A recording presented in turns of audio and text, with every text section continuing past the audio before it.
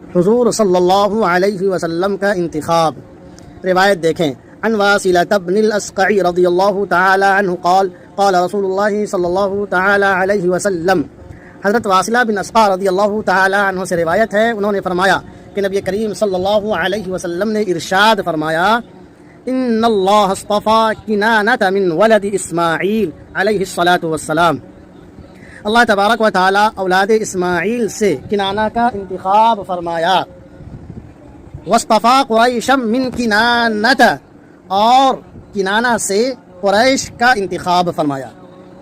واصطفى قریشا من کنانة، کنانہ سے قریش کا انتخاب فرمایا۔